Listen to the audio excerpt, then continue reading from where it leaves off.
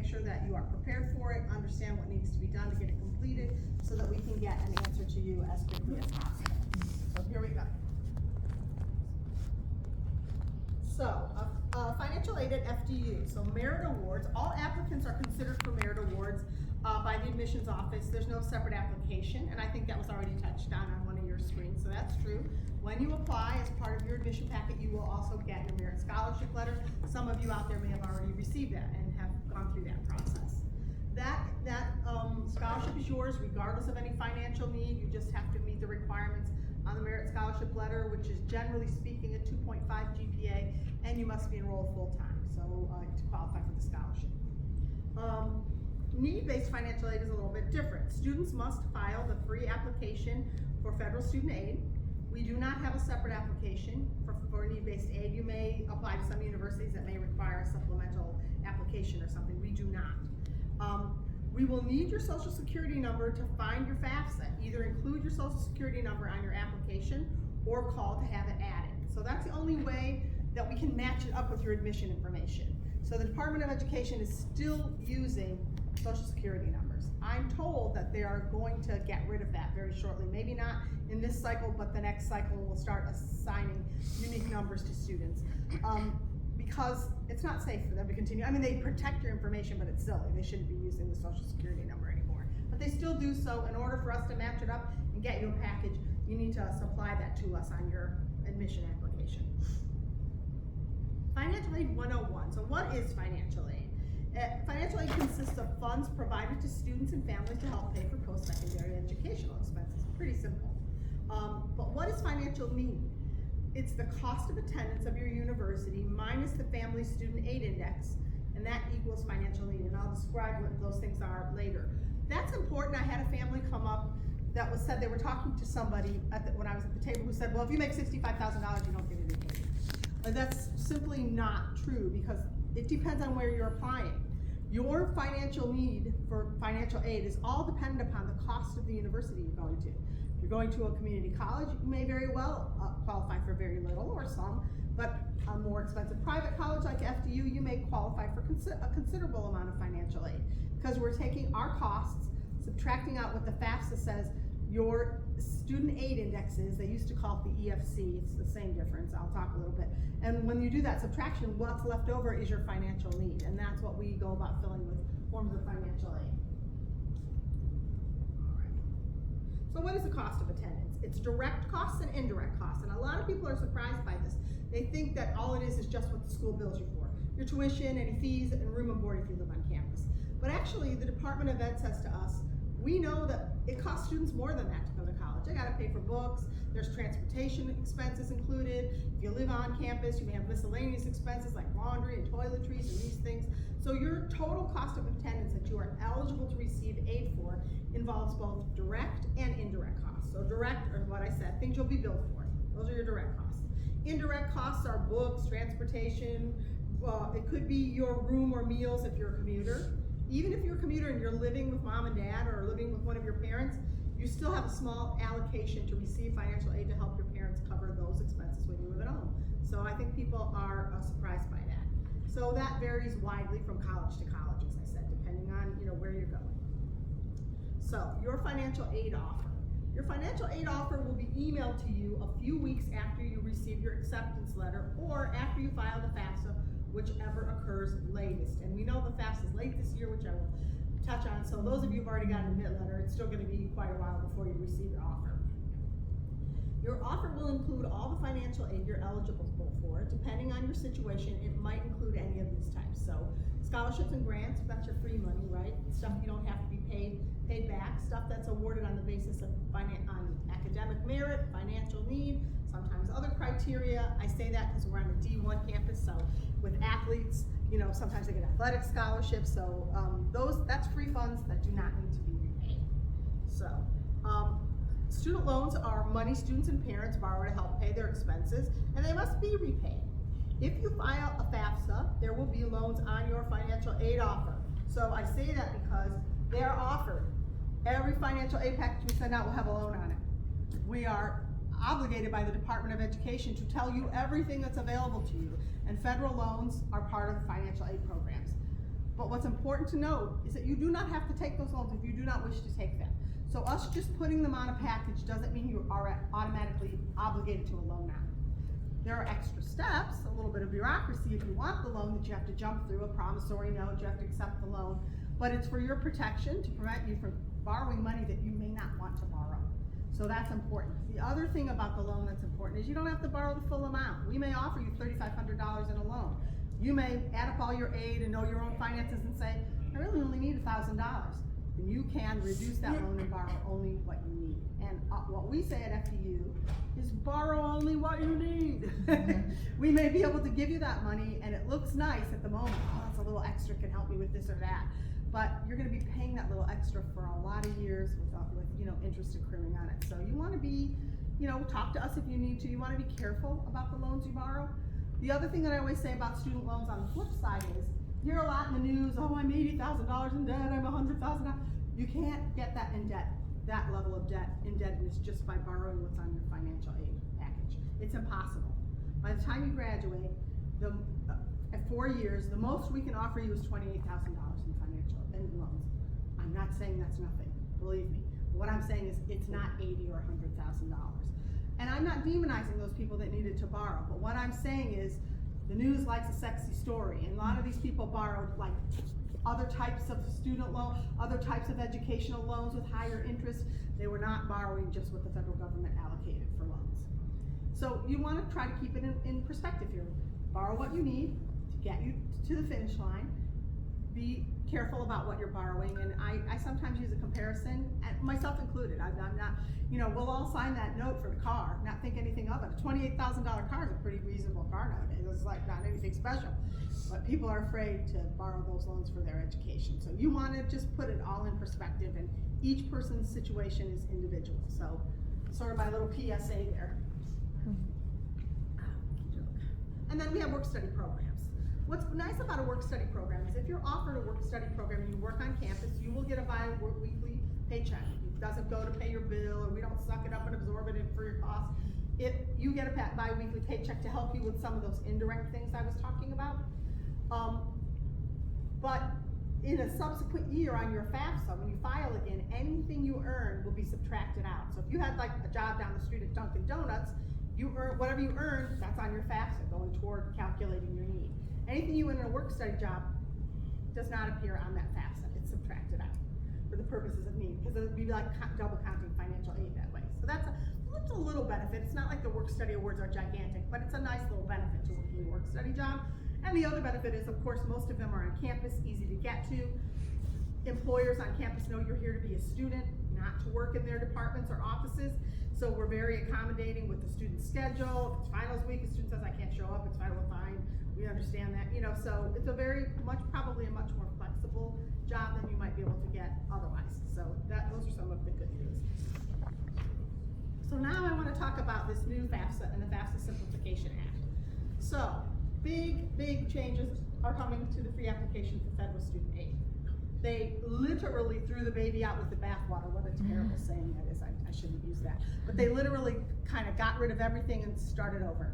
The way they calculate your need, the terms they use, how you fill the application out, everything is new. So normally the FAFSA opens up October 1st. Some of you may already have some experience that with other children or yourselves have filled the FAFSA out. But this year the FAFSA was not, because of these dramatic changes, was not ready to be opened on the 1st. They had originally told us the 1st of December, but then they had to move that back.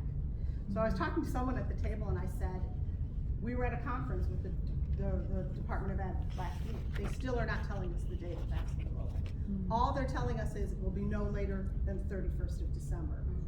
I've been in this ball game a long time. If I had to bet, I'd bet on the 31st of December. So, I mean, they may surprise us and it may open tomorrow or next week, but the FAFSA will open, has to by law, legislation. The new FAFSA must open in this calendar year. So one of the other things that they told us about the FAFSA that I think it's important for parents and families to know so that they don't go, well, something happened, what's wrong? You can file your FAFSA on the 31st and they will keep your form, but they are not going to process any of those forms. They're just going to hold your data till the end of January. So I'm not saying that to dissuade you from filling it out as soon as possible. Get it done. So especially because if there's problems in getting it filled out, at least they can let you know that, like you'll know that. But I'm telling you that because our school and probably any other places you might be applying to will not be getting you a financial aid package before the beginning of February. So you need to be, know that's what's happening. They're not even going to give us your data so that we can put together a package for you till the end of January. So I wanted everybody to understand that so they don't freaking out going, why isn't FDU gotten or anybody gotten me a financial aid package yet? That is why. So that's what's going on with that. But I will tell you, I think it's later in the screens, I should have put it earlier. You can go out and establish your account. Get an FSA ID, get an FSA account. And both, anybody that contributes to the FAFSA, and we'll talk about contributors in a second, must have a separate account with a separate email. That you can do right now, and I would really advise you to do it now, because then you will get an email from them exactly when that FAFSA opens, because they'll have your information and they will send you an email saying, hey, the FAFSA is open, you can go in and apply now. So you can do that anytime. That you can go ahead and do. So historically, I've told you this already, so once you complete your I told you all that stuff already. I'm talking ahead of my screens. So what's changing? So there are several benefits from the FAFSA Simplification Act, including a more streamlined process and a better user experience, expanded eligibility, and reduced barriers for at-risk populations. So we'll talk a little bit more about some of that. The FAFSA will be shorter and more user-friendly. The new FAFSA will reduce the maximum number of questions. Once upon a time, there were as many as 108 questions you may have had to fill out. Okay. Now, the most anyone will fill out is 46, and some applicants who have simple situations may fill out as few as 18 questions. So that is definitely a benefit. Applicants will be asked to identify FAFSA contributors. So this is where it starts to get a little more complicated than in this. So we exchanged one complication for the other. In the past, you got your FAFSA ID, everybody sat down and filled out the FAFSA. That was fine, you log in, fill it out. Now, for consumer protection and some other things, the applicant has to log on first. You as a parent cannot log on first to the application, even if you have an FSA ID. Applicant must log in under their ID and answer a couple of questions which will tell them who should be a FAFSA contributor. Is it going to be the parent I live with? Is it going to be my spouse? Is it going to be my parent and my step-parent, my two parents, my single parent? So they fill out a few questions that determines who the contributor will be. Once the contributor is determined, they have to put the contributor's email address. So you could sit there with your kid while they do it. I shouldn't call you guys kids, but I'm old. So you can sit there with your student while they do it. The student doesn't have to sit there alone, but they have to be the first one to log in. So you all have to be the first one to do this. And then they'll list your name and your ID, and you will get an email as a parent that invites you to log on and complete your information.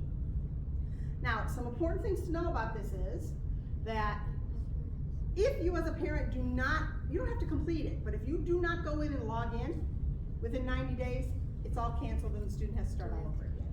Now, 90 days is a long time. It's not like if you don't do it tomorrow.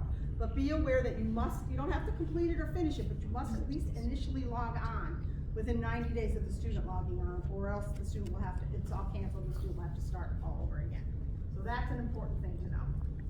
So, all right, applicants will be, so this is a change too. In the past, for a few years, you had the opportunity to use what we call an IRS data retrieval tool. You could go in and say, I don't want to bother with all this, typing in all my information. I'm going to click a button, it's going to take me out to the IRS, and the IRS, I'm going to agree to this. They'll just pull my information from my tax returns and fill it in for me. You had that option. You no longer have that option. It's the opposite. You must. You cannot manually put your tax information into a FAFSA anymore. You must use the IRS data exchange. So that is now a new requirement. So all contributors must provide consent from the department for the Department of Ed to retrieve their tax information or confirmation of non-filing status directly from the IRS. If any applicant or any contributor refuses consent, the application is deemed ineligible for federal student aid. So it's a full stop. So you must give consent to that. If you do not, and even if you don't file taxes, you still have to check the consent box because the IRS will tell us this person's a non-filer, was not required to file tax returns. So so you have to do that. If you don't do it, you can't. Your application will not be processed. for fundamental changes, the student aid index is replacing the expected family contribution. So there's a couple things about that.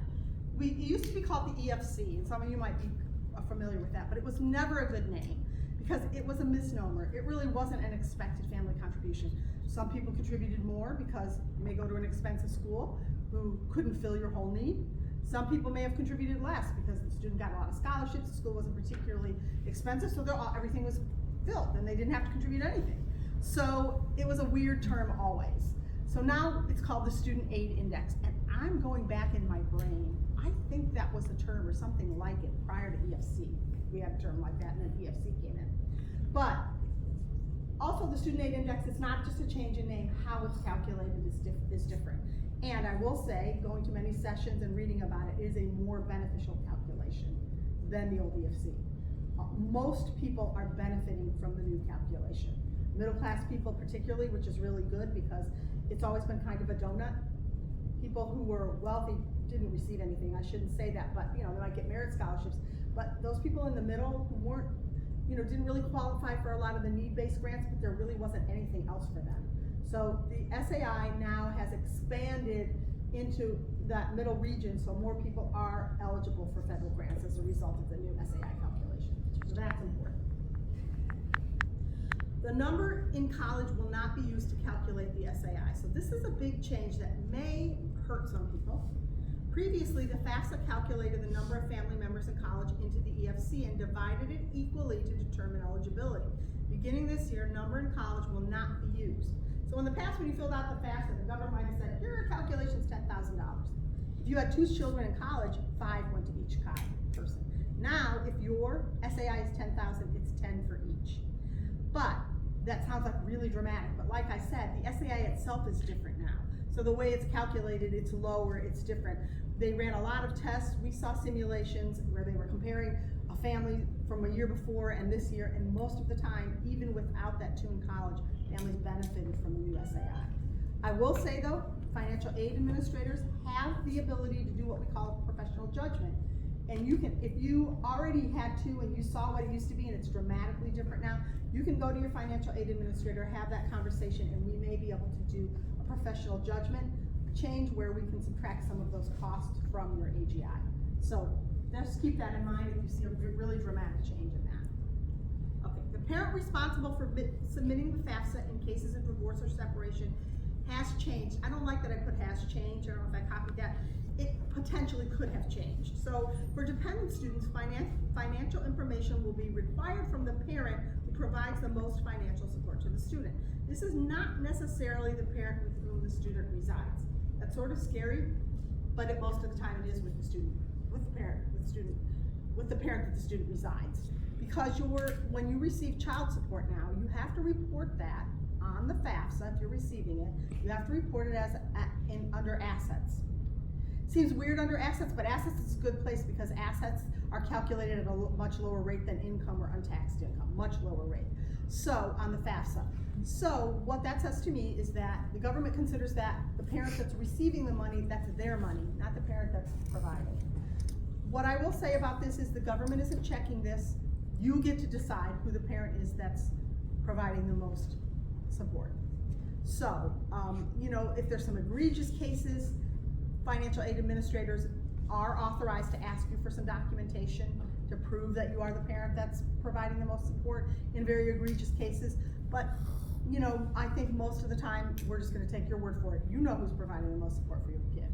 So this is a change, but not as dramatic as it might look in the presentation. So continuing. Family farms and small businesses must be reported as assets. Families must now report the net value of their small businesses. So for many years, the department said to us, if your business or your commercial farm, or a business farm, had fewer than 100 employees and you owned at least half of it, you didn't have to report the value. You always had to report the income from it, just the value of the assets itself of the business. Now they're reversing back and saying, no, you have to report the value of the business. What I will say about this is, in most cases, it's not going to matter because most people who own small businesses don't have a lot of assets. Most people don't own the building if they have a small, place, shop. You all know yourself, your inventory. It's not. what you've expended for inventory versus what you, I have done this for many years before the change. Small businesses rarely resulted in anything. I think what the government was trying to do was, there were cases out there where people owned large corporations, but or not corporations, but large businesses, but were contending they had fewer than 100 employees, and this was a giant asset that wasn't being counted.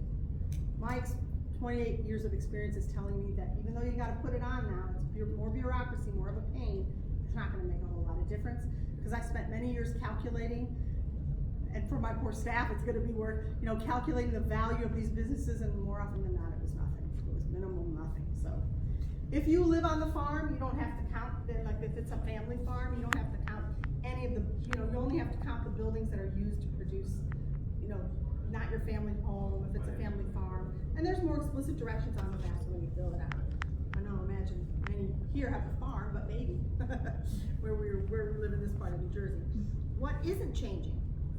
The type of aid available, generally the same. Students and federal student loan limits aren't changing. The FAFSA will still be required for consideration of any types of federal or state aid. Well, that's not changing. You have to file it every year. That's not changing. Dependency status questions that determine whether your parents must complete the FAFSA remain the same as they always have, whether, to determine if you're a dependent or independent student. And the FAFSA will still require tax information from the prior year, which means you will report 2022 income on your 24-25 application. Families with significant reductions can discuss these special circumstances. So if that doesn't reflect the current situation, and your income has dropped dramatically since 2022, you can talk to a financial aid advisor. If it's increased, I'd probably just keep my mouth shut. It doesn't really matter. They're requiring 2022 income. That is because this year, it might seem like you could use 2023 because the FAFSA is opening so late. However, that's not the normal. Normally, we're gonna go back to the October 1 next year, and so you haven't completed that prior year yet. So that's why we use prior. Also, it benefits in a general good economy. It benefits if we don't have something dramatic happening like COVID or something. The hope is that people earn a little more every year as they progress up through their careers. So it's actually benefiting you, hopefully, a little bit to do prior. If it doesn't, like I said, if you have a dramatic change, then that's something you can discuss with your aid administrator, and we can help you with that. Do a professional judgment review. What can you do now? Well, we talked about this a minute ago. I should have been earlier in the presentation. An applicant and any contributors to the FAFSA must create a studentaid.gov account. All contributors must have a FAFSA ID to be invited to complete their sections and to electronically sign the FAFSA. These accounts must be associated with separate emails. So I know kids don't use emails a lot. I mean, that's kind of passé, but even if you just need to go out there and create a separate Gmail account, anybody who has an FSA account must have a distinct email. So we can't use the same email. If you have previously created an FSA ID for yourself, you do not need to create a new one. So if you had a child that was in college before and you already went through this process of creating this ID, you don't have to recreate it. You're good. But if you've never done it before, you have to go out there and create it. Follow Federal Student Aid on social media for announcements and resources. So the regular stuff, Twitter, Instagram, Facebook, YouTube. And like I said, if you have an FSA ID, they will let you know. They will send you an email to that address that FAFSA is open. I was really hoping that I could have shared with you today the exact date, but the department did not provide that to us. So for that I apologize, but it was very strange to be in that conference in the month of December and for them to tell us they still did not know the exact date they were going to open the FAFSA. Very odd. So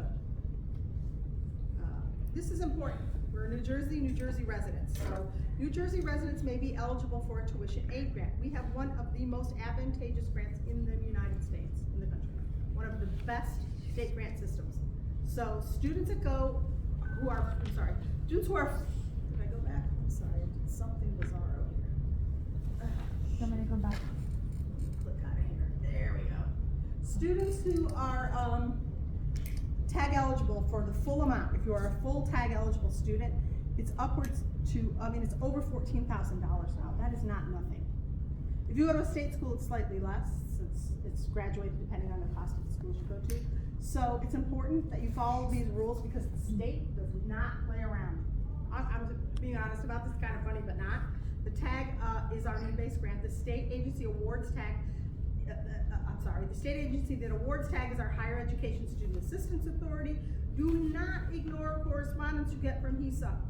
They may request additional information or documentation to confirm your aid eligibility, and they will begin the verification selections in February. They may push it back now because of FAFSA stuff. So, but 2 weeks after your FAFSA is processed, review your to-do list and any notifications. I will give you a real life example. I got an email from our campus directors. We have 5 people at Metro, and I don't know, 4 here at 4 at Florham or vice versa, who did not fulfill their state grant requirements and lost their tag. Because they had to fulfill those requirements, send in documents, get verified by the state. We cannot do that for you. We are not allowed. In the past, if we had some of the documents in a student's file, we could upload it to the state. The state does not allow that anymore. You must communicate directly with the state. So, it's really important. Some of these kids lost $7,000, $8,000 for one semester, or I shouldn't say 8, $6,000 or $7,000 one semester they lost. And the state does not fool around. There is no backsies. So, in all my years of working in the state of New Jersey, I can count on one hand the number of times the state has made an exception because of some really extreme circumstances that the student went through. So while this grant is extremely generous, and it is, I used to live and work in Ohio and in Indiana. I mean, not a pittance compared to what the state of New Jersey gives students. But the flip side is you must pay attention to what they're sending you. We help. We know when they're sending notices out, and students who have not completed, we contact and say, you gotta complete, you gotta go. So, I mean, you're not completely on your own. But it's really important that you do what the state of New Jersey asks you to do, because you could lose a lot of money, and we're not in a position at FDU to replace that money if you lose it. If you lose it, it's gone. So it's really, that's a really important, not to be harsh, but that's really important. So, and here's some outside scholarships resources. I'll leave that there. You can take a picture if you want. You know, places that you can look for some outside scholarships or resources. I know it was a lot of information. I probably talked longer than I should have, but I wanted to make sure that you understood these changes and how they might affect you and how important it is. Because I don't know if the word's gotten out to all the guidance counselors, high school, but they're terrific, that group. Don't get me wrong, but you know, you never know. You want to make sure that you're on top of this. So that's all I have to say. I'm happy to take any questions anybody might have about it. Yes. I was told about getting IRS tax refund transcript prior to filling out the financial aid form for the plaza. You had explained that if you request a bond, it automatically they ask you for that information? I think someone gave you outdated information, correct. That's not needed anymore? Not needed anymore. Okay. In the old days, if the department selected you for a process called verification, then you would have to gather those things, and we would have to compare what you put on your FAFSA to what was on the documents. But now that all the information is coming directly from the IRS, that's another thing, not just the simplification of less questions. There are about 30% of the population would be selected for this process called verification. There's no more of that type of financial verification. There's no need for it anymore because the information is coming from the IRS. So, yeah. And also, I'm sorry, what you said about the HESA, once you fill out your financial aid, is it joined with Yes, the HESA? yes, So you don't have to do submit anything. else? Right, the state of New Jersey, because if you list your home state as New Jersey, that information is sent to HESA, yes. So, okay. Yep. Thank you. Anybody else have any questions? Yes. With the tag, the information from the FAFSA is sent down, but then there is a verification that you have to do with that. Could be. So sometimes no.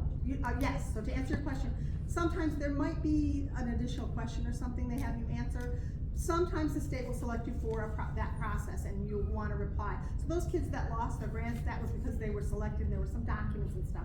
But you could very easily not be asked to supply anything else. I think the state asks a couple of additional questions that the FAFSA no longer asks. So you want to go in, check your to-do list, answer those couple of questions. And I would say the majority of people probably don't have to submit anything to the state of New Jersey. That was a great question. Thank you for asking that. So most of the time, no. You're probably, you just want to keep up with them, check your checklist or to-do list, make sure there's nothing you need. But most of the time, you won't need to submit. Most people do not need to submit additional documents to the state. Anybody else? Yeah. A little confused on the term FAFSA contributor. when you were referring to parents, I don't understand the part. So the FAFSA, I don't know if it's because you have all kinds of families and blended families and people who are adopted and people who are, so they no longer say your parents or your spouse. That's what they used to say. Now anybody that's required to put information on the FAFSA beside the applicant is called a contributor. That's all. So you would be, if you're filling out the FAFSA with your son, and you know, he's dependent on you, you're definitely gonna be a contributor. But your son will have to go in and do the first part and list you as the contributor with an email address to send you an invite that would allow you to log on to his FAFSA, otherwise you can't log on to his FAFSA. In the past, anybody could just, you could sit there with them and you both could log on. You can't anymore. Does that, like, whatever your income is or your assets affect what he gets? Oh yes, of course, that's the whole point of the FAFSA, your income and asset. That's why they call you the partially contributor. Okay. Correct. I don't think they mean financial contributor, I think they mean informational contributor. You're a contributor to the information on the FAFSA. Oh, okay. Because it could turn out that your income is such that they're not requiring a contribution for you. Many families have what we used to call a zero EFC or a zero SAI, saying, hey, we looked at your financial circumstances, and we see that you really don't have any, expendable income that you can use for college. So that term doesn't necessarily mean, it's funny, because this is addressing the content, does not necessarily mean that you are a financial contributor, just an informational contributor. Sort of two questions. The scholarships where, on your slide where it says all applicants are considered for scholarships regardless of filling out the FAFSA, and then in your presentation where one of your buckets was scholarships, is that the same thing? Scholarships and grants. So the distinction here is a scholarship, not always, but a scholarship usually implies it's based on something other than need. Grants are almost always based on need. There may be other criteria besides need. It could be academics and need. So we have, two programs at FDU. We have our scholarship program that you'll get information from us when you get your admit letter, and then we have our grant program, which you have to fill out a FAFSA for us to determine whether or not you're eligible for an FDU grant. So yeah. So my second question then is, if you could sort of estimate, my understanding has always been that there's an income level at which really the only thing that would be on your aid packet is the loans, which you may or may not choose to take advantage of, depending. So, kind of is there a remotely? Nope. I never say that because it just gets me in trouble and gets you in trouble. There's too many other factors. How many people live in your household? How many of those people may or may not be in college? There's just too many other factors. How old is the oldest parent? That protects some of your income. The older you are, the more of your income is protected, the less that goes to your contribution. I don't mean to be No, I get it. I just always assumed there was like some level where you're just wasting, not wasting your time, but going. I mean, if you only have like a 3-family member and you make multiple hundreds of thousands, yeah, probably not gonna get anything. But I will tell you, people are surprised sometimes. They'll come up to me and they say, I own my home, which has nothing to do with it anymore. That hasn't anything to do with it for like 25 years. But I get it. I mean, they're not an aid administrator, I am. So I own my home and I make $125,000 a year. I'm not gonna get aid. I'm like, that is not true in the state of New Jersey. You most definitely would qualify for some financial aid. So, especially at an expensive private school. So I don't mean to be like, obstructionist and not give you, but I just don't feel like that's helpful. I understand what you're saying. I'd say if people make, if people start to make in the multiple, 250, 300,000, now I'm starting to talk, it's probably not gonna be anything but loans. But, I always tell people, especially now with the simplified FAFSA, do it once, see where you land. You may not get a federal Pell Grant, but you may get another couple $1,000s from FDU. Can I share something? Just to share really quickly, I have 2 younger brothers and my parents' income. We still did the FAFSA every single year just in case. So even if it wasn't always something that we would want or choose, we didn't always say yes all the time, but it was just helpful to see other free money too. Yeah, so I think Anthony, is it your turn? Well, I probably need to break this up, but if you guys have more questions, I'll stand out here in the hall. I'm happy to answer any questions.